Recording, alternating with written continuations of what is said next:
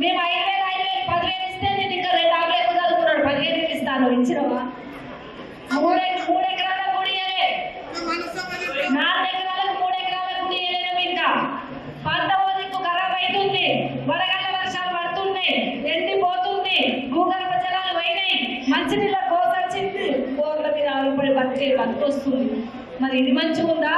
కేసీఆర్ గారు 10 సంవత్సరాలు ఎంత కష్టం వచ్చినా కరోనా వచ్చినా ఆర్థిక ఇబ్బందులు వచ్చినా ఎన్ని బాధలు వచ్చినా కానీ ఏ మాట అయితే ఇచ్చిండ్రో ఆ మాట మీద నిలబడి అన్ని రకాల కార్యక్రమాలు జరిపినాం అన్ని రకాల పథకాలు చేసినాం అన్ని రకాల ప్రజలకు అందుబాటులో ఉండి అనేక సేవలు చేసి జవాజ్ కేసీఆర్ అనిపించుకున్నాడు.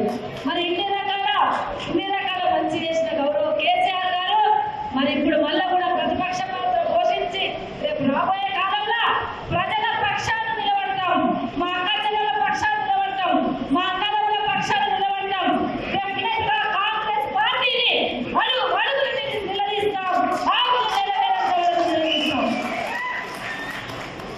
తొందరలోనే కాంగ్రెస్ పార్టీ అని చెప్పేసి కాంగ్రెస్ పార్టీని అంటే అయిపోయింది కాంగ్రెస్ పార్టీ కథమైంది అయితది కూడా ఈ పోయేటోళ్ళకి పనిలేదు కానీ కొంతమంది అటు ఇటు పోతున్నారు కానీ ఏం పర్వాలేదు.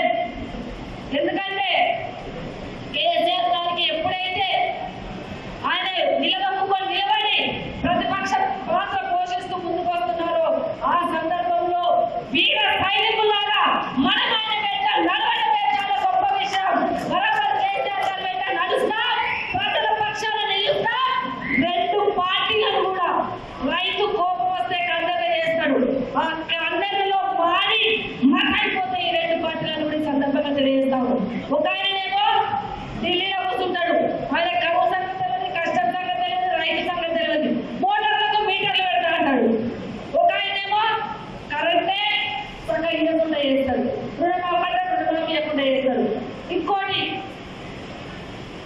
మనకు మెడికల్ కాలేజీలు వచ్చినాయి నిజంగా కూడా గౌరవ కేసీఆర్ గారు మెదక్ జిల్లాకు మెడికల్ కాలేజ్ ఇచ్చిండు జిల్లాకు ఒకటి ఇచ్చిండు 150 మెడికల్ కాలేజ్ వస్తే కనీసం తెలంగాణకు ఒకటి ఇవ్వాలని కూడా సోయి లేదు కేంద్ర ప్రభుత్వం.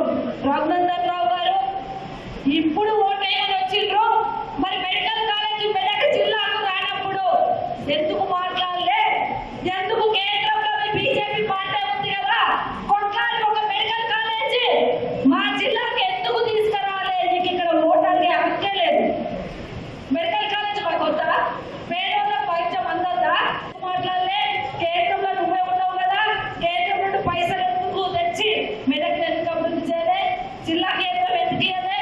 ఒక్కరి నుండి మాట ఇచ్చుకున్న వేరు కేవలం కేసీఆర్ గారు మాత్రమే ఈ జిల్లాను పట్టించుకొని ఈ జిల్లాలను చేసి ఈ జిల్లాకు మెడికల్ కాలేజ్ తెచ్చి ఈ జిల్లాకు రైలుకు పైసలు కట్టి ఇన్ని రకాల కార్యక్రమాలు చేస్తే అందరూ ఏ పని చేయలేదు. ఇచ్చేసి పొందుకున్నట్టు మాట్లాడారు తప్ప బీజేపీ నాయకులారా మీకు కూడా చెప్తా ఉన్నాను తెలంగాణ రాష్ట్ర అభివృద్ధిలో మీరు పైసా కూడా లేదు. తెలంగాణ రాష్ట్ర అభివృద్ధిలో మీరు ఏ కోశాలు పట్టించుకోలే.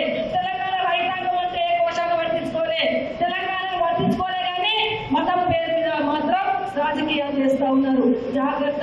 ఎందుకంటే ప్రజలకు అభివృద్ధి కావాలి ప్రజలను ఆదుకోవాలి ప్రజల కష్ట సుఖాల్లో పాల్పంచుకోవాలి గది చేయమంటే అది చేయడం కానీ ఢిల్లీలో కూర్చొని మాట్లాడుతూ ఉన్నారు. అందుకే మనోళ్ళు సౌమ్య